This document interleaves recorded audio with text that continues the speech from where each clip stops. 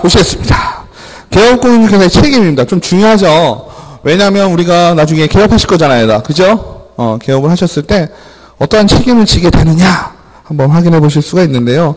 어찌됐건 상식적으로 자 한번 생각을 해보시죠.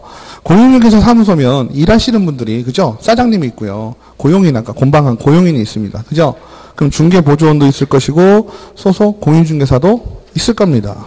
그러면 우리가 어떠한 책임이다라고 하면 몇 가지가 있냐 그랬냐면 첫 번째는 민사상의 책임이 있다라고 했습니다. 그죠? 민사상의 책임이 있고 그죠? 두 번째로 행정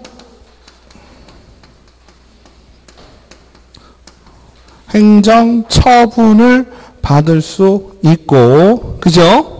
세 번째로 행정 형벌을 받을 수 있다 했습니다. 그죠? 그러면 지금 얘기하는 책임이나 처분이나 행정 형벌이나 다 느낌이 어떻죠? 뭔가에 대해서 잘못을 했을 경우 그죠? 뭔가에 대해서 잘못을 했을 경우 누군가는 책임을 지자라고 하시면 돼요. 그죠? 간단하게 생각한다면 예를 들어서 편의점의 알바가 그죠? 편의점의 알바가 실수로 인해서 그죠? 손님에게 민사상의 손해를 입혔다라고 생각을 해보죠. 그죠? 민사상의 손해니까 금전적인 손해겠죠? 금전적인 손해를 입혔다라고 하면 기본적인 책임은 누가 지죠? 응? 누구요? 기본적인 아주 밑바닥에 있는 최초의 책임은 그래도 이를 저지른 놈한테 있겠죠. 그죠? 뭐 사기를 쳤다라고 칠게요. 업무상에. 중요한 건 업무상이 되겠죠. 100원짜리 물건을 1000원이라고 했다. 그죠? 그러면 민사상에 900원의 민사상에 손해를 끼친 거죠. 손님에게. 업무적인 일로. 중요한 건 업무적입니다. 거기서. 그러면 기본적인 책임은 사기를 친 알바가 져야 되겠죠. 그죠? 근데 손님은요. 그죠? 손님은 알바를 보고 그 편의점을 온 것은 아니죠. 편의점 자체를 보고 온 것이고 편의점 자체에 대한 모든 책임은 누가 지겠어요? 사장님이 지겠죠. 여러분들 식당 가셔서 식당에서 짬뽕을 먹는데 바퀴벌레가 나왔다. 그러면 제일 먼저 떠오르는 말이 뭡니까? 사장 나오라 그래! 이거죠? 아니에요? 그죠? 그거는요, 여러분들이 이미 법을 너무나 잘 알고 계신 거예요. 정신적 피해 부상, 그죠? 누구한테 받아야 된다? 사장님. 그러면 사장님이 혼자 와요? 누구랑 같이 옵니까? 주방장하고 같이 오죠. 맞죠? 주방장이 1차적인 책임이 있지만, 사장님 어때요? 머리가 땅에 닿도록 사과를 하겠죠. 맞나요? 그럼 우리도 소속 공인중개사나 중개보조원이 거래 당사자에게 민사상의 손해를 끼쳤다. 그럼 어떻게 해야 되겠어요? 주인 나오라 할 거면 왜요 또 거기도 그죠? 에? 주인 나오라고 할 테니까 누가 책임져야 돼요? 사장님이 책임져요. 그러면 사장님이 나와서 이거는 제가 그런 것이 아니고 주방장이 실수로 그랬으니까 저는 상관이 없어요. 이렇게 얘기해요? 아니죠. 정말 죄송합니다. 그죠? 저희가 관리를 잘 못했어요. 이렇게 가겠죠. 이런 적이 없었는데 어떻게 그렇게 들어가게 됐네요. 정말 죄송합니다. 저희 짬뽕 10그릇 드실 쿠폰 드릴게요. 그죠? 맞죠? 다시는 안 가겠지만. 맞잖아요. 그런 식으로 어때요? 손해배상을 하죠. 맞나요? 그럼 우리도 민사상의 책임은 그죠? 기본적으로 어때요? 사장님, 개업공인중개사가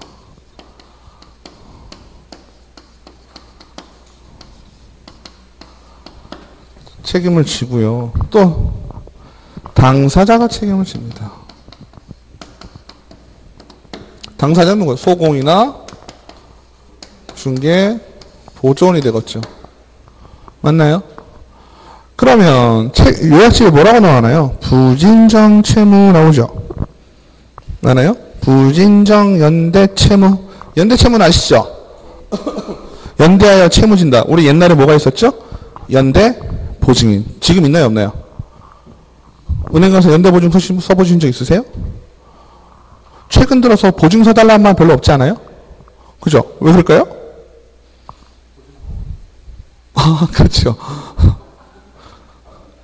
은행에서 연대 보증을 이제는 안 받아요. 사회적으로 문제가 너무 많이 되니까 은행 가서 옛날에는요 인보증 했잖아요. 사람이 보증을 했잖아요. 사람 보증하는 게 없어요. 연대 보증이 없어요. 신용 아니면 뭐예요? 담보물건. 그거에 대해서만 대출을 실행을 시켜줍니다. 그죠? 그 사람 자체 혹은 그 사람이 가지고 있는 재산에 대해서만 해주지 옛날처럼 인보증이라는 게 없어요. 연대 보증이 없어졌어요. 근데 우리가 중개업을 하다가 민사상의 책임이 발생을 한다라고 하면 공인중개사가 뭘 진다? 부진정 연대 채무를 진다라고 합니다. 그럼 부진정은 뭘까요? 진정의 반대겠죠? 진정하지 않아도. 즉 뭘까요? 책임이 없다? 그렇죠. 책임이 없다라고 할 수 있죠. 관계가 없는 거예요. 그죠? 지금 당사자가 잘못을 했는데 내가 그 잘못에 대해 관계가 있어요? 없어요? 없죠. 그죠? 없어도 연대하여 책임지는 거. 연대 책임은 뭐예요? 우리 옛날에 연대보증이잖아요. 그럼 연대보증을 해준, 연대보증을 제가 서주면 어떻게 돼요? 연대보증 쓰면 집안이 망하죠. 그죠? 보증에 망한다고 옛날에 많이 그랬잖아요. 그게 무슨 뜻일까요? 그 사람이 빚을 진 거하고 아예 동일하게, 그죠? 동일하게 책임을 지게 돼 있습니다. 1억을 빌렸으면 A가 채무자인데 연대보증인 B가 있다고 치면 C 은행에서는 어때요? 얘한테 달라 할 수도 있고 얘한테 달라 할 수도 있겠죠. 한쪽만 달라 그럴 수도 있어요. 한쪽만 달라 그러든지. 그죠? 아니면 이쪽에만 달라 하든지. 그죠? 그럼 여러분들이 이 상황이에요.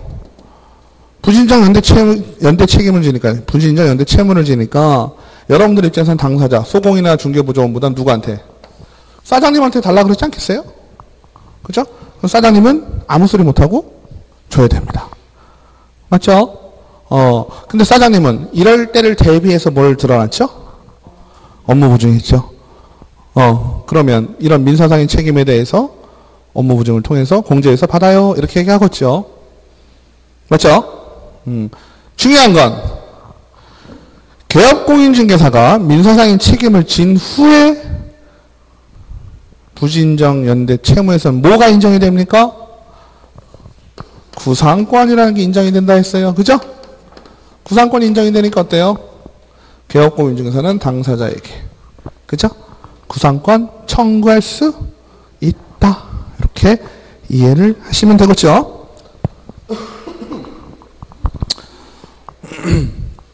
그래서 여기 보면 어때요?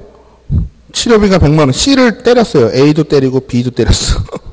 그럼 C 입장에선 A한테 달라 할 수도 있고 B한테 달라 할 수도 있대요. 이게 부진정 연대채무로 그렇게 설명을 했어요. 보시면 되겠고. 그 다음에 행정처분은 어떻게 될까요? 행정처분은 뭔지 아시죠? 행정처분은 기본적으로 뭐예요? 정지 혹은 취소 얘기하는 거잖아요. 그죠? 갖고 있는 놈한테만 뺐을 거예요. 그죠? 갖고 있는 놈한테 뺐으니까 누구? 공인, 개업, 공인중개사, 소속, 공인중개사. 이렇게 되겠죠? 개업공인사는 등록, 취소, 업무, 정지. 그죠? 소속공인중개사는 자격, 취소, 자격, 정지. 이렇게 될 수 있겠죠? 중개보조원은 상관이 없겠죠? 근데 중개보조원이 예를 들어서 행정처분에 해당하는 일을 저질렀다. 그럼 어떻게 될까요? 개업공인중개사 사장님이 행정처분을 바꿨죠? 그죠? 그 다음에 확인하셔야 될 게 행정형벌입니다. 행정형벌은 뭐예요? 3년에 3천만 원, 1년에 1천만 원 이거죠? 그죠? 그러면 행정 형벌은 어떻게 된다 그랬어요? 고용인이 잘못한 일에 대해서 사장님도 같은 급으로 받는다 그랬죠? 맞아요? 같은 급으로 받는다는 얘기는 뭘까요? 1년에 1천만 원짜리 잘못을 소속공인중개사가 했다. 그럼 어떻게 돼요? 사장님도 1년에 1천만 원 수준에서 받는데 중요한 건 앞에 붙는 건 뭐예요? 징역이죠. 뒤에 붙는 건 벌금이죠. 그죠? 고용인이 잘못한 거에 대해서 내가 징역을 산다? 이건 좀 문제가 있죠. 그죠? 그러니까 어떻게? 개업공인중개사는 벌금만 받게 된다. 그죠? 같은 급의 벌금만 받게 되는데 벌금이 500만 원이 나왔다.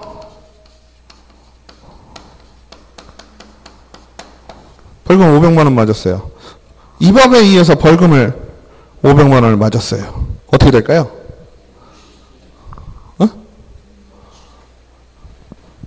등록에 결격 사유가 되죠.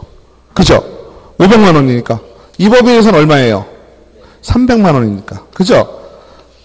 잘 운영을 하다가 등록에 결격이 발생하면 어떻게 돼요? 절대적 등록 취소해야 그랬어요. 그죠?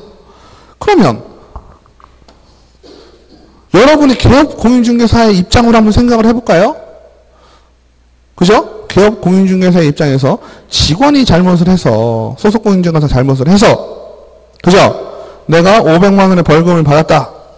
이걸로 인해서 나는 등록이 취소됐다. 억울해요? 안 억울해요? 응? 이거는 뭐 누구한테 말도 못할 정도로 억울하죠. 그죠? 근데 중요한 건 우리가 지금 벌금을 받은 거 있잖아요. 요거는 내가 죄를 지어서 진 게 아니죠. 요거는 뭐에 대해서 받았어요? 양벌 규정을 통해서 받았잖아요. 그죠? 양벌 규정을 통해서 받은 벌금이기 때문에 등록의 결격과 관계가 없다. 그죠? 그럼 직원이 잘못하면 벌금까지 받아서 등록의 결격까지 간다. 그러면 문제가 있죠. 아시겠죠? 만약에 여기서 징역형 받았으면 어떻게 돼요? 자격증까지 그냥 날아가죠. 이 법에 의해서 징역형 받으면 자격증 날아가잖아요. 그죠? 그러니까 양벌 규정에 의해서 벌금을 받을 경우에는 우리 등록의 결격에 해당되지 않는다. 아시겠죠? 자, 요약집을 조금 보시면 민사상의 책임 37페이지 나오죠? 거기서 중요한 건 고용인이 무과실이라면 이런 거 소속공인중개사 또는 중개보조원이 중개일에 손해를 입힌 경우 손해를 입힌 장본인이므로 손해배상 책임을 진다. 여기였죠? 당사자가 1번으로 책임을 지는데 개업공인중개사가 무과실 책임도 지게 됩니다. 개업공인중개사는 과실이 없어도 무조건 책임을 지죠. 근데 중요한 건 개업공인중개사가 책임을 진다라는 건 업무상 과실에 대해서인 거죠. 그죠? 밖에 나와가지고 싸워가지고 그런 거는 상관이 없을 거 아니에요. 그죠? 퇴근 후에 싸워서 그런 건 상관이 없다는 얘기죠. 그 다음에 형사상에서는 뭐 말씀드렸던 것처럼 특별하게 없는데 중요한 거 하나 있죠. 다른 거는 그죠? 행정처분이나 민사상의 책임 얘네 둘은 빠져나올 길이 있다라 그랬나요? 없다라 그랬나요? 개업공인중개사가 빠져나올 길이 없다. 무과실로 책임을 무조건 지게 되거든요. 근데 얘 같은 경우는 어떻다 그랬어요? 개업공인중개사가 빠져나올 수 있다 그랬었죠? 어떻게 빠져나오라고 그랬어요?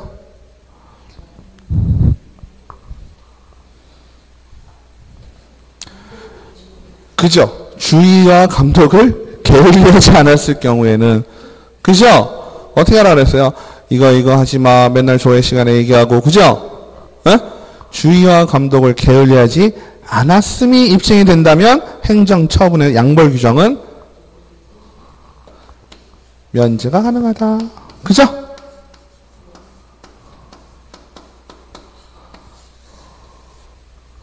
그래서 책임은 이 정도로 보시면 정리가 되시겠죠. 그래서 세 가지가 있는데 민사상, 행정상, 그 다음에 행정형벌까지 정리를 하시면 문제가 없으실 것 같습니다. 넘기시겠습니다. 그 다음에 교육입니다. 교육은 또 어떻게 되죠? 교육은 세 가지가 있다 그랬습니다. 그죠? 교육은 첫 번째 실무교육. 그죠? 두 번째 연수교육. 그죠?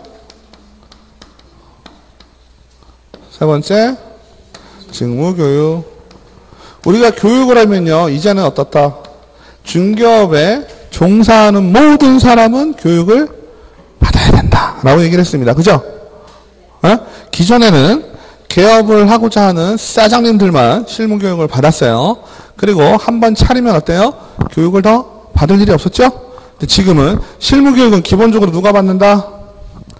공인중개사 자격증이 있는 자가 기본이다. 그죠? 플러스 누구?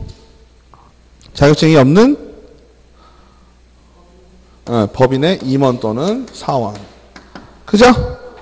자격증이 없는 거죠. 이런 사람들이 실무교육을 받을 수 있고. 그죠? 연수교육은 어때요? 똑같죠? 실무교육을 받은 자가 2년에 한 번씩 어떻게 하는 거예요? 연수교육을 이해하기 편하게 어떻게 하시라 그랬어요? 보수교육이다 이렇게 하시라 그랬죠? 여러분들 직장 다니실 때 어때요? 어디 연수 간다라고 하시잖아요. 그죠? 1박 2일 워크숍 가시고, 그죠? 가시는 이유가 뭐예요? 가서 새로운 거, 내가 내 분야에서, 그죠? 지금까지 있었던 것보다 더 조금 넓은 세상 강의 듣고, 뭐 이렇게 하시잖아요. 그죠? 연수교육은 그렇게 받으시면 되고. 직무교육은 누가 받는 걸까요? 중개, 보조원이 받는다라고 했습니다. 그죠? 그러면 실무교육은 몇 시간 받으실까요? 2832 하라 그랬죠? 그죠? 2832. 실무교육은 28에서 32시간. 하루에 보통 교육 몇 시간 들으신다 그랬어요? 8시간 들으신다 그랬죠? 그러니까 32시간이면 4일 정도 되겠네요. 그죠? 그죠? 연수교육은요? 12에서 16? 그죠? 12에서 16입니다. 16이니까 며칠이에요? 2일이죠. 그죠? 직무교육은요? 네? 몇 시간 받으시라 했어요? 3에서 4죠? 3에서 4니까 2분의 1, 1. 이렇게 오시면 되겠죠? 아까 추가적으로 매수 신청 대리인은 어떻게 된다 그랬어요? 이거는 여기서 시작하면 돼요. 32에서 44시간 참고로 알아두시면 되겠죠. 왜냐면 헷갈릴까봐 그래요. 그렇죠? 그러니까 공인중개사 교육은 암만 많이 받아봤자 며칠이에요? 32에서 44요. 암만 많이 받아봤자 며칠이에요? 매수신청 대리인 말고, 그죠? 그거 빼고는 며칠이다? 4일이다. 4일, 2일, 반일. 그죠? 4, 2, 반. 그죠? 이렇게 보시면 되겠죠? 맞나요? 근데 여기서 보세요. 반일이지만 실질적으로는 하루는 가야 되잖아요. 그죠? 근데 얘 같은 경우는 어때요? 사이버로 끝난다 그랬죠? 그죠? 사이버로는 하루에 1일씩 빼시면 돼요. 사이버로. 그죠? 그럼 어떻게 돼요? 얘는 실질적으로 3일. 얘는 실질적으로 하루. 얘는 실질적으로 안 가도 돼요. 아시겠죠? 직무교육은 다 사이버로 듣고 끝내세요. 네, 직무교육은 다 사이버로 끝나요. 안 가셔도 돼요. 아, 현장에 가서 하는 경우도 있어요. 구청 같은 데서 하셔도 되고요. 컴퓨터로 해도 돼요. 얘는. 연수교육은 하루 사이버 하루 들으시고, 실무교육은 하루 사이버 3일 들으시고, 이렇게 하시면 됩니다. 그 다음에, 네? 우리가 실무교육을 받았다라는 거에 대한 유효성을 한번 말씀드린 적이 있는데, 그죠? 실무교육을 받았다라는 거는 등록을 할 수 있는 자격이 되는 거잖아요. 맞죠? 근데 내가 등록을 쭉 유지를 하다가 3년 동안 중개업을 하다가 6개월을 쉬었어요. 그죠? 그 다음에 다시 등록을 하려고 할 수 있죠? 그죠? 그렇게 하면 실무교육 받아야 돼요? 안 받아야 돼요? 안 받아야 돼요? 왜 그렇죠? 1년까지 봐준다 그랬죠. 그러니까 우리가 정확한 표현으로 하면 어때요? 등록을 하고자 하는 날로부터 1년 전. 그죠? 1년 이내에 받아놔라 라고 했죠? 맞나요? 그 다음에 소속공인중개사 고용관계 종료 1년 이내에 등록 신청하는 경우는 실무교육이 면제가 되겠죠? 자격증이 있는 사람은 100% 실무교육을 받아야 돼요. 실무교육이 100% 자격증 있는 사람한테 하는 건 아니지만, 맞죠? 소속공인중개사 같은 경우는 무조건 실무교육을 받아야 되는 거잖아요. 근데 내가 잘 다니다가 6개월 쉬었어요. 그리고 다시 취업하려고 할 때는 실무교육을 다시 안 받아도 되겠죠? 맞죠? 그 다음에 고용관계 종료 후 다시 고용, 그죠? 고용관계 종료 후 다시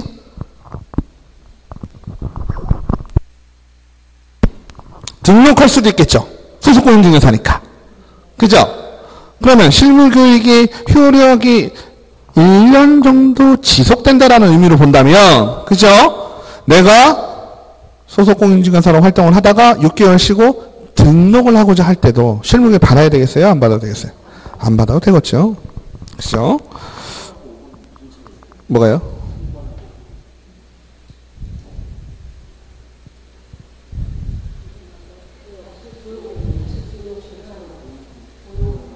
아니요.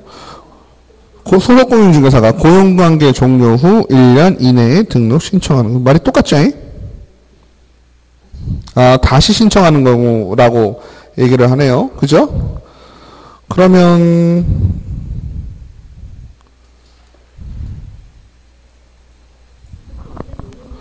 네, 아까 1년 이내의 의미를 두고자 다시 얘기를 한 거는 맞는 것 같은데요.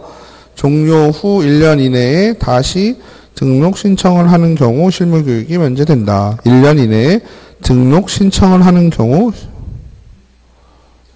같은 얘기인데요.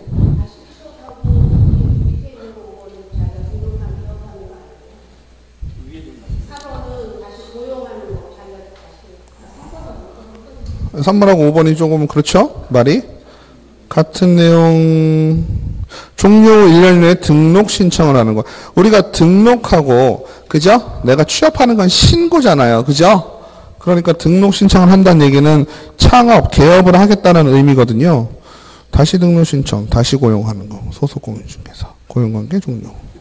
이거는 말이 똑같은 말 같은데요? 네. 네? 네. 요건 다시 한번 정리를 하죠. 뭐. 이건 아닌 것 같아요. 그죠? 그 다음에 직무교육은 중요한 건 뭘까요? 우리가 자격증을 갖고 있으신 분들은, 그죠? 어떤 상황이거나 중개를 하시게 되잖아요. 그죠? 중개 업무를 하니까 실무교육에서 뭘 해야 될까요? 실제로 중개업을 할 때 필요한 법률, 지식이나 부동산, 중개 및 경영, 실무, 그죠? 그 다음에 직업 윤리, 그죠? 이런 공인중개사로서의 자세라든지 직업인으로서의 뭐 의식 함양 뭐 이런 게 있을 수 있겠죠.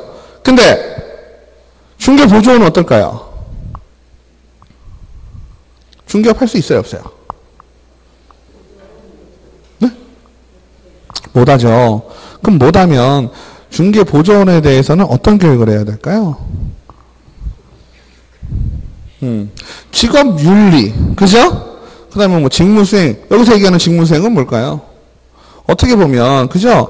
서류 중개 업무의 보조잖아요. 보조니까, 우리가 그런 거 있죠. 간호사가 있는 이유는 의사가 하는 거를 간호사가 서포트 해주는 거잖아요. 그죠?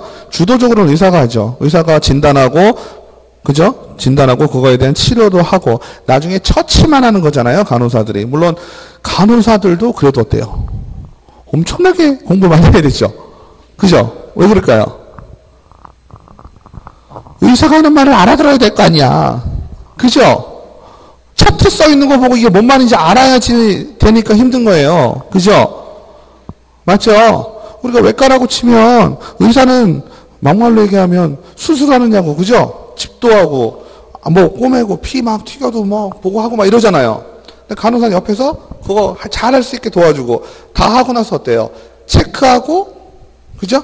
수술이 끝난 후 체크하고 뭐 봉합 드레싱하고 이러잖아요. 그러면 네?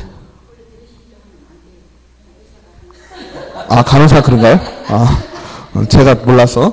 어쨌든 딴 거 모르고 주사는 놓잖아, 주사. 그죠? 주사는 놓잖아요. 아, 드레싱도 원래 간호사가 하면 안 되는구나. 예?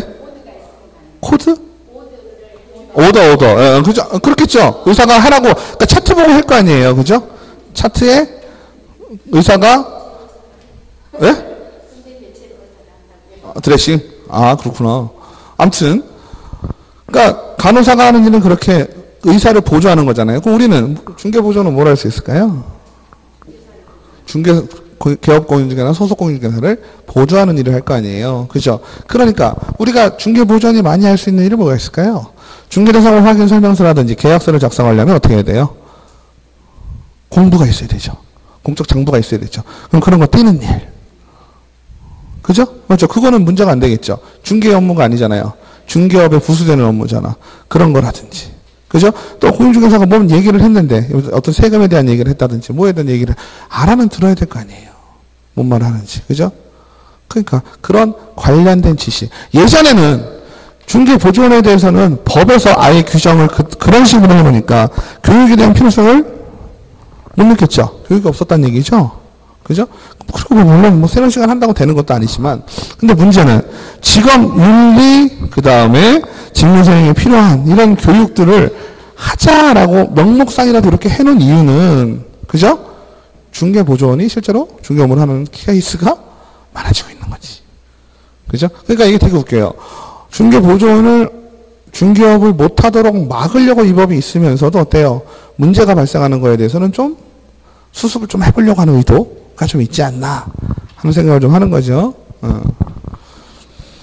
그 다음에 교육지침입니다. 교육지침 속에서는 이것도 읽어보시면은 예를 들어서 문제에 나왔다, 혹시나 나왔다 라고 한다면 교육지침은 목적이나, 책에 있거든요. 목적이나 대상, 과목, 시간, 자격, 수강료, 운영관리, 뭐 기준, 뭐 이런 건데 한번 보세요. 그냥 이거를 외우려고 하면 한도 끝도 없잖아요. 우리 맨날 제가 항상 말씀드리는 게 외우려고 하면 한도 끝도 없어요. 그죠? 근데 한번 생각을 좀 해보시자고요. 교육을 시킨다. 그죠? 교육에 대한 방향이 있으려면 기본적으로 어때요? 그죠? 어떠한 목적을, 실무교육, 그죠? 실무교육을 왜 하는 거예요? 자격증만 따서는 모르니까, 그죠? 실무에 도움이 될 수 있게, 그죠? 실제로 업무를 할 수 있게 교육을 실시하는 거잖아요. 그러면 우리가 내가 실무교육을 왜 할까라고 했을 때 딱 떠오르시잖아요. 그죠? 목적이 있을 것이고, 그 다음에 누구를 대상으로 할 것인지, 그죠? 그리고 여러분들이 지금 교육을 시행한다고 한번 생각을 해보셔요. 그죠? 그러면 목적이나 대상, 그리고 어떠한 과목을 할 것이며, 시간은 법에서 이 정도로 규정이 되어 있지만 어때요? 나는 30시간 하겠다 이래도 상관없거든요. 31시간 하겠다 해도 상관없거든요. 그래서 나는 몇 시간을 할 것이다 라고 하는 거고, 그죠? 그 다음에 자격은 뭐 강사의 자격 뭐 이렇게 되겠죠. 그다음에 돈을 얼마나 받을 것인지 뭐 이런 내용들이 나올 거다. 책에서 요약집에서는 교육 지침 속에는 교육 강사의 자격, 수강료, 수강 신청 등이 포함되어야 한다라고 표현을 하고 있습니다. 자, 그리고 마지막으로 예방교육이라고 있는데요. 국토부 장관이나 시도지사 및 등록관청은 지금 봐요. 우리 출연진들 다 나왔죠? 그죠? 우리가 중개법에서 출연하는 출연진, 주인공들이잖아요. 그죠? 주인공 다 나왔습니다. 국토부 장관, 시도지사 및 등록관청은 필요하다고 인정된다면 시행령에 따라서 개업, 공인중개사 등의 부동산 거래 사고 예방을 위한 교육을 실시할 수 있다. 그죠? 그래서 10일 전까지 체크해 놓으시고요. 교육 대상자에게 통지하여야 한다. 그래서 예방교육에 대해서만 교육비 지원이 가능하다라고 되어 있습니다. 그래서 교육은 3가지 있다라는 거 기억하시면 되겠고요.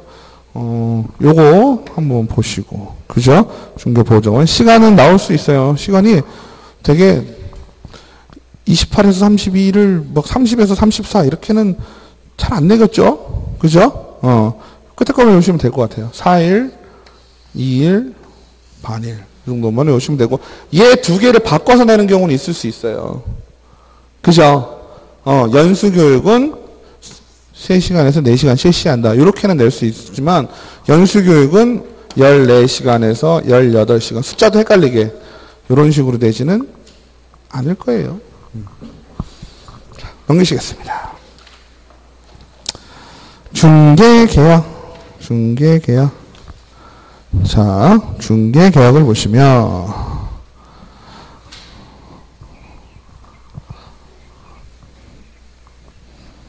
중개계약은요, 어떤 계약입니까? 우리가 좋아하는, 자, A와 B와 C가 이렇게 존재하고 할 때, 그죠? 우리가 계약은 A와 B 사이에 존재하는 이 계약이 가장 중요하다고 말씀드렸어요. 그죠? 그러면 이 A와 B 사이에서는 중개 대상물을 거래하는, 그죠? 소유권의 득실 변경에 관한 사항을 할 것인데, 우리가 이 빨간색 계약을 통해서 계약이 성립이 되면 무엇을 발동한다 그랬나요? 중개 보수 청구권. 그죠? 중개 보수 청구권을 발동을 해서 우리가 뭐 달라고 할 수 있다 그랬어요? 중개 보수 주세요라고 할 수 있다 그랬죠? 맞나요? 요 빨간색의 계약을 그래서 우리가 뭐라고 불렀나요? AB 당사자 간의 거래 계약 이렇게 불렀습니다. 맞죠? 근데 우리가 간과하고 넘어가는 것 중에 하나가 뭐예요? 중개보수 청구권을 받을 수 있는 근거가 있어야 되거든요. 그죠? 중개보수를 받을 수 있는 근거가 있어야 돼요. 그 근거가 뭘까요? 어떠한 계약이 존재를 해야, 그죠? 중개보수를 내가 받을 수 있는 권리라는 건 어떠한 일의 완성, 그죠? 내가 일을 해줌으로써의 반대급부가 되잖아요. 그죠? 그러면 내가 어떠한 일, 거기서 어떠한 일은 뭔가요? 중개잖아요. 그죠? 중개라는 일을 완성을 시켰더니 그거에 대한 반대급부로 나에게 중개 보수를 받을 수 있는 권리가 생기죠. 그러면 이 중개 보수를 받을 수 있는 권리는 어떠한 것을 근거로 발생이 되었느냐라는 걸 생각해 본다는 얘기죠. 중개 보수는 누구한테 받죠? A와 B죠. 그러니까 우리가 전문용어로 양쪽에서 말하면 양타라 했죠. 양타라는 걸 얘기한다면 나의 입장에서는 얘와 얘 각각 따로 받을 수 있는 근거가 있다라고 생각할 수 있겠죠. 맞나요? 그러면 그거를 A와 C와의 관계로 표시를 해보자면, 그죠? A와 C와의 관계, B와 C와의 관계가 존재하게 된다라는 겁니다. 그죠? 그래서 이것도 우리가 하나의 계약이라고 불러요. 그래서 이거를 우리가 중개 계약이라고 한다. 그죠? 맞죠? 여러분들 부동산 거래 한 번씩은 다 해보셨죠? 맞나요? 공인중개사 사무실 한 번씩은 다 가보셨죠? 그죠? 가셔서 뭐라고 말씀하셔요? 네? 그죠? 저 이거 좀 팔아줘요. 아니면 뭐 좀 샀으면 좋겠는데요. 그럼 공인중개사가 대부분 뭐라 그러나요? 네, 그러죠. 그죠? 싫어요. 저희는 그딴 거 안 팔아요. 저희는 그딴 거 못 사드려요. 이런 얘기 하는 사람 아무도 없죠? 맞나요? 그러면 A 입장은 뭔가요? 매도의 입장이네요. 그죠? 매도의 입장에서 공인중개사에게 나 뭐 좀 팔아주세요. 그러면 공인중개사가 네 이랬어요. 그러면 팔아주세요는 뭐예요? 청약, 네, 승낙. 서로 얼굴 보고 얘기했나요? 팔아주세요 했는데 저쪽 보고 네 이랬나요? 의사 방향이 어때요? 합치가 됐죠. 합치가 될 때는 서로 바라보고 얘기했다는 얘기죠. 청약과 승낙의 의사의 합치가 있을 경우 우리 계약이 성립되었다라고 얘기를 하잖아요. 그죠? 그러면 일반적으로 팔아주세요 네 하는 거는 무슨 계약이 되는 거예요? 서로 그렇죠. 승낙에 의해서 바로 계약이 성립되었죠. 그래서 A와 C 간의 B와 C 간의 계약을 우리가 중개계약이라고 하고, 이러한 중개계약은 성질이 몇 가지가 있다라는 걸 배우셨을 거예요. 그죠? 그래서 중개계약은 낙상계약이다. 그죠? 그리고 분류식 계약이다. 분류식이니까 뭐예요? 형식이 필요해요? 안 필요해요? 안 필요하죠? 분류식 계약이고, 유상계약이다. 유상계약은 뭐예요? 돈이 오고 가는 거죠? 그죠? 유상계약이고, 쌍무계약이다. 쌍무계약은 뭐예요? 네? 쌍방이 의무를 받는 거죠? 근데 우리 책에서 배울 때는 어땠나요? 조금 약하지만, 그죠? 조금 약하지만 이런 얘기를 했었어요. 왜 그럴까요? 편무에 가까운 쌍무계약이라고 그랬는데 왜 그랬을까요? 그죠? 우리가 계약이라는 거는 서로의 이행을 전제 조건으로 하죠. 그죠? 이행을 전제 조건으로 하는데, 우리가 유상계약이다 했으니까 뭐가 있어야 돼요? 돈을 줘야 되죠. 누군가는. 그죠? 그럼 공인중개사가 주지는 않을 거 아니에요. 거래 당사자가 돈을 개업 공인중개사 줄 건데, 돈을 줄 때의 반대급부는 뭐예요? 중개의 완성이잖아요. 그죠? 근데 우리가 계약이라는 건 서로 간에 의무를 이행을 해야 되는 건데, 매도인이나 매수인 입장에서는 어때요? 돈을 준 의무가 계약을 할 때 발생을 해버리죠. 맞나요? 근데 개업공인중개사 입장에서는 그거를 반드시 팔아주거나 사줘야 될 의무가 없지요. 그죠? 하지만 쌍무계약이라고 하는 이유는 뭘까요? 그죠? 그래도 신이 성실의 원칙에 의해서 어때요?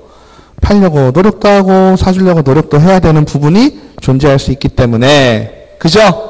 편무에 가까운, 한쪽만 의무를 부담하는 편무에 가까운 쌍무계약이다 라는 얘기를 좀 했죠. 맞죠? 그리고 임의계약이다. 임의적으로 공인중개사가 개인의 뭐예요? 경제적 이득을 얻기 위해 체결하는 임의계약이다. 그리고 어떠한 중개계약을 체결할지는 중개의뢰인의 자유이다 라는 얘기를 했습니다. 그래서 우리가 A, B 사이의 거래계약이 중개의 완성이고, 그 중개의 근거가 되는 것은 A와 C, B와 C 간의 중개계약이 된다라고 하는 겁니다. 아시겠죠? 우리가 중개계약을 맺었는지는 아무도 모르죠? 우리가 그거 좀 팔아주세요 네 했는데 그거 이미 계약이 체결됐다는 생각은 아무도 못하죠? 우리가 계약이라고 하면 기본적으로 뭐를 해줘야 돼요? 사인 정도는 해줘야 이제 계약 같은 생각이 좀 들잖아요. 그죠?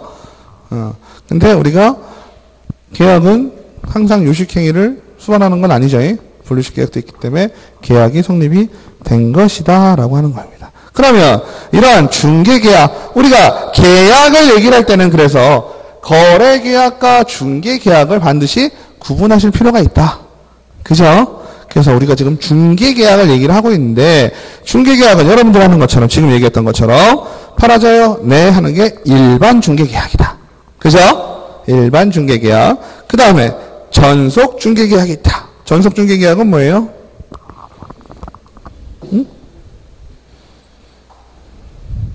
전속 중개계약하면 제가 항상 말씀드리는 게 전속하면 저는 아직까지도 전봇대에 붙어있던 포스터에 전속 출연이 떠오릅니다. 아직까지도. 그죠? 전속 출연하는 건 딴 데 출연하지 않는다라는 의미죠? 그러면 우리가 전속 중개계약을 전속으로 맺었다면 어떻게 되는 거예요? 딴 데 맡기지 않겠다. 딴 데 내놓지 않겠다라는 의미가 되는 거죠? 맞나요? 그러면 전속 중개계약이 있고 독점 중개계약이 있네요. 두 양자 간의 차이는 뭘까요? 서로 간에 책임은 비슷한데 독점이 조금 더 책임이 큰 겁니다. 우리나라는 독점 중개계약 있나요? 없나요? 독점 중개계약은 없다라고 보시면 되는데 그러한 종류가 있다 정도만 보시면 돼요. 그래서 전속 중개계약을 맺었다라고 하게 되면 전속 중개계약을 맺으면 서로 어떻습니까? A 입장, 매도인의 입장에서는 어때요? 다른 공인중개사한테 내놓는 것이 아니죠. 그죠? 내놓지 않으니까 마음이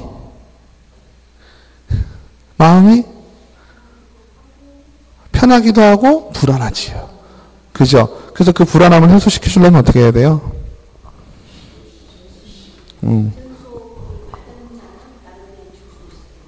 상관없죠.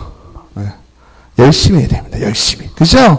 열심히 해야 되고. 또 신의를 저버리지 말아야 되겠죠. 왜? 열심히 한다는 얘기는 나 니한테밖에 안 나서 너랑 나랑 전속중개계약이야. 이렇게 했는데 그죠? 내는 사람이 또 딴 데 가서 막 내놔요. 그러면 열심히 진짜 우선순위를 어떻게 공인중개사 C의 입장에서는 우선순위를 앞으로 막 당기겠죠. 그죠? 당겨서 막 열심히 해주려고 하는데 그 신의를 저버리고 딴 데 가서 하면 그거에 대한 책임을 져야 되겠죠. 그죠? 그 다음에 공동중개계약은 잘 아시죠? 공인중개사가 여러 명 있는 계약이고요. 순가중개계약은 뭘까요? 영어도 잘 못하지만 순가는 넷 프라이스죠. 넷 프라이스. 받고 싶은 딱 그 가격이에요. 내가 팔고 싶은 가격이 1억이에요. 1억이면 어떻게 되는 거예요? 1억만 손에 쥐어주고 그죠? 수수료는 어떻게? 알아서 받아라. 이런 거죠? 여러분들 아파트 팔 때 다 그렇게 하지 않으세요? 아니에요? 순가중개계약이요? 토지야 뭐 거의 그렇죠. 근데 가끔 그런 분들 있죠. 1억에 팔면 1,000만 원 줄게. 뭐 1억에 팔면 500만 원 줄게. 이런 분들은 있죠. 근데 제가 볼 때는 아파트가 더 많지 않나요? 어떤가요? 아파트 그거 2억 4천만 받아주세요. 손에 꼭 쥐게 해주세요. 이러지 않아요? 그죠?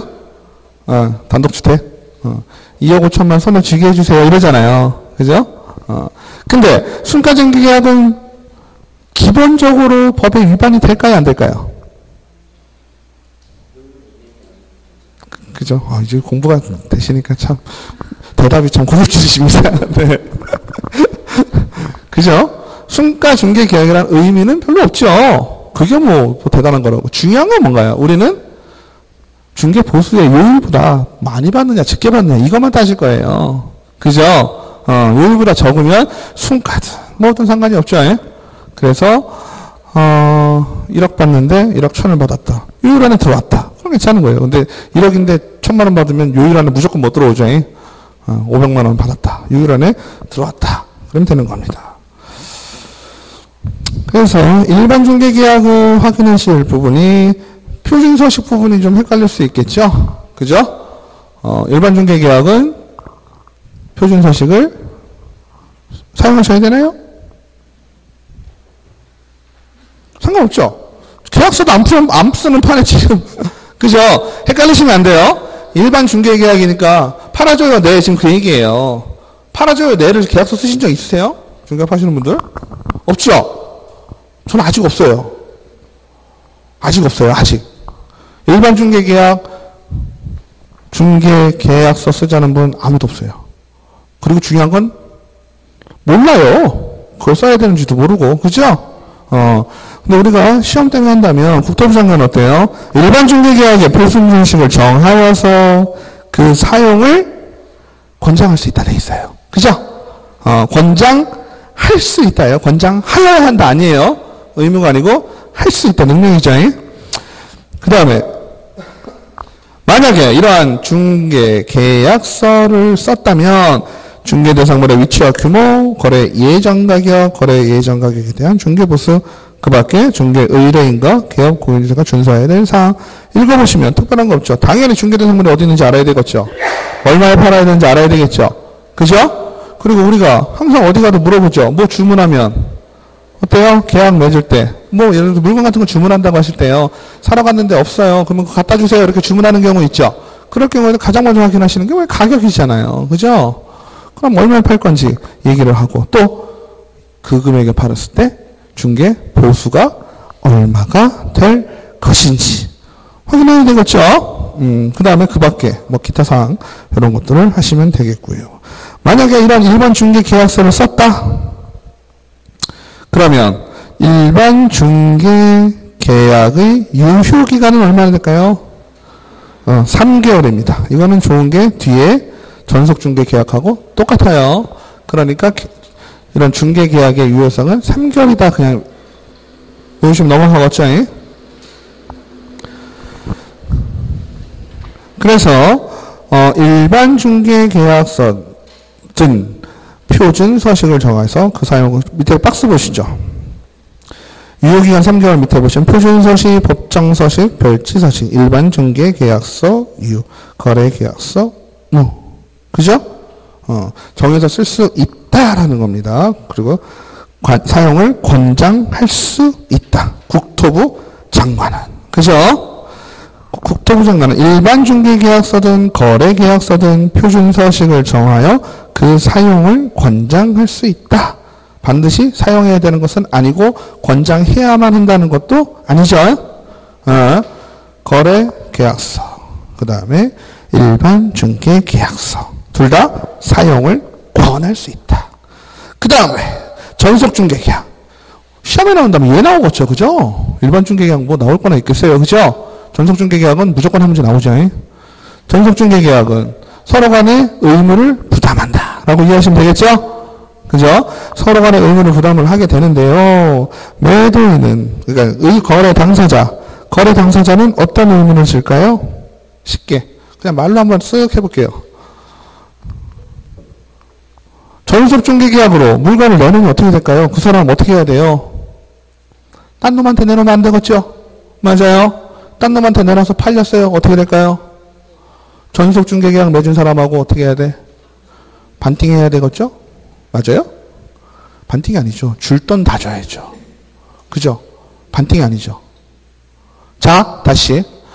매도인의 입장을 생각해 볼게요. 내가 이 물건을 10억에 팔고 900만 원 주기로 약정을 체결을 했죠. 전속 중개 계약에 다 썼을 겁니다. 그죠? 근데 내가 나한테 안 팔고 딴 애한테 팔았어요. 그럼 제 입장에서는 어때요? 제가 전속 중개 계약 자체를 어겼죠? 그거에 대한 뭘 받아야 되겠어요? 위약금의 성격으로 받아야 되겠죠? 그죠? 받아야 되는데 그 수준이 어느 정도다? 원래 받기로 약정한 금액 900만 원 다 받으시는 거예요. 아시겠죠? 그러면 파는 사람 입장에서는 어때요? 파는 사람 입장에서 내가 생각했던 것보다 1000만 원 더 받으면 뭐 그렇게 해도 상관없겠죠? 맞나요? 아니에요? 그죠? 사람이 살아가는데 그죠? 그렇게 막 근데요 한편으로는요 한번 보실까요? 받기로 약정한 금액이 900만 원인데 내가 아무 일도 안 하고 900만 원을 받았다. 그건 어떠신가요? 그것도 그렇게 나쁘지 않지 않나요? 아닌가? 어떤가요? 그잖아요. 자 보세요. 저한테만 맡겨놓고 저한테 팔면 제가 900만 원 받기로 되어 있었어요. 남한테 가서 팔았어요. 근데 저한테 900만 원을 주는 거예요. 나 아무것도 안 했는데. 야, 너하고 전속 중개 계약을 맺었으니까 그 규정상 너에게 중개 보수를 줄게. 그래서 900만 원을 줬어요. 땡큐죠? 그런 사람이 과연 있을까요?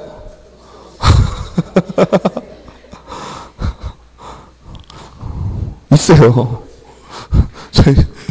제가 있은 적이 한 번 있었어요. 진짜 주더라고. 그래서 조금 다는 아니고, 그죠? 전속 중개 계약을 맺었을 때는 반드시 줘야 됩니다. 전속 중개 계약을 맺었을 때는 다른 공인중개사와 거래를 체결을 했다면 거기도 주고 여기도 주고 양쪽으로 다 주는 거예요. 아시겠죠? 거기는 우리하고 상관은 없지만 그쪽 입장에서 보면 당연히 돈 받고 해야지 돈 안 받고 일하지 않을 거 아니에요. 그죠? 당연히 줘야 되죠. 그 다음에 제가 전속중개계약을 저랑 맺은 다음에 제가 손님을 보였어요. 그죠? 근데 저를 배제하고 그 손님하고 직거래를 했어요. 괘씸해요? 안 괘씸해요?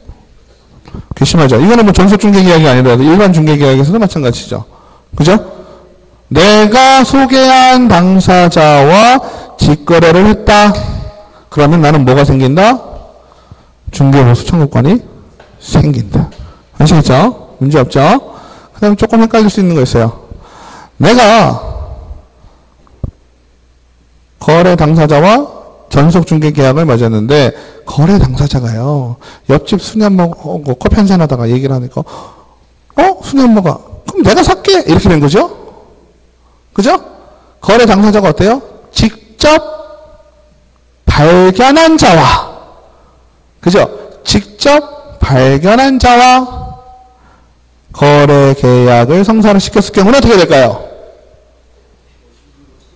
50% 이내에서 실제로 내가 중개활동을 하면서 들어간 비용 이 정도 쉽게 얘기하면 실비 정도는 50% 이내의 범위에서 받을 수가 있다. 근데 앞전에 보시면 독점중개계약에서 독점중개계약에서는 개업공인중개사는 거래가 성사되면 무조건 중개보수를 받는다. 개업공인중개사에게만 유리하다. 독점중개계약은 중개 의뢰인이 스스로 발견한 상대방과 거래할 수 없다. 이거는 무슨 얘기일까요? 거래할 수 없다라고 하는 생각은 세상에 없죠. 거래할 수 없다라는 의미는 뭐라고 어떻게 이해를 하셔야 돼요?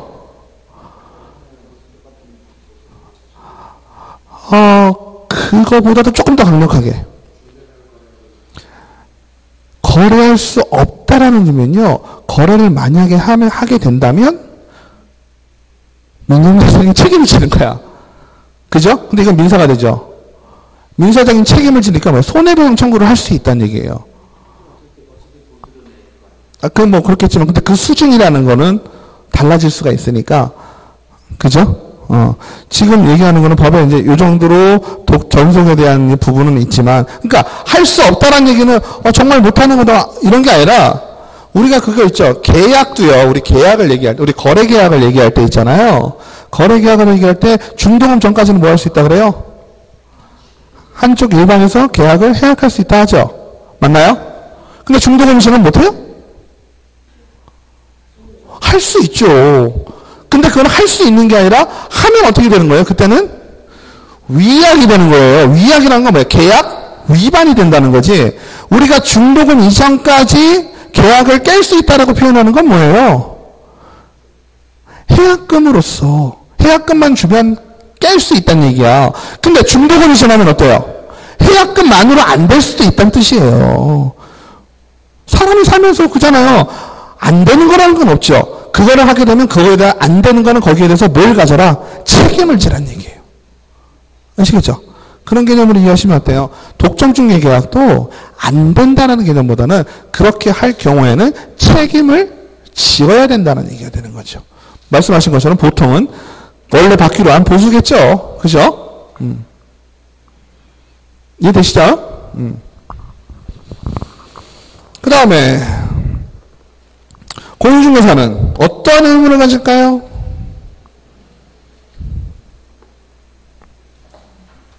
공인중개사는 어떤 의무를 가질까요?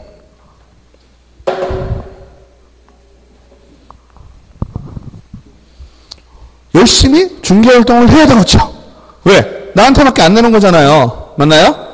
나한테밖에 안 나는 거니까 열심히 중개활동을 해야 되는데 열심히 내가 하고 있다라는 것을 어떻게 하면 알려줄 수 있을까요? 거래 당사자에게, 의뢰인에게.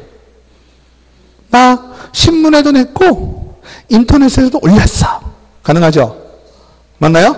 그러면 우리가요 그런 거 있었잖아. 방을 내놨는데 왜 방이 안 나가요? 이러잖아요. 교차로에 내놨어요. 이러잖아요. 그런데 보니까 진짜 그 부동산 내놨어. 그러면 어때요? 마음이 살짝 놓이죠. 그죠? 그러니까 내가 일간신문 혹은 인터넷에 부동산 거래 정보망에 이러한 물건을 올려놨다라는 걸 어떻게 해야 될까요? 서면으로 통지를 해야 됩니다. 증거로 남기란 얘기죠? 단 며칠 이내 빠르게. 우리가 중개법에서 빠르게는 보통 7일이죠. 그거보다 더 빠른 건 지체 없이고. 그죠? 그리고 조금 늦은 건 10일. 뭐 이렇게 되죠?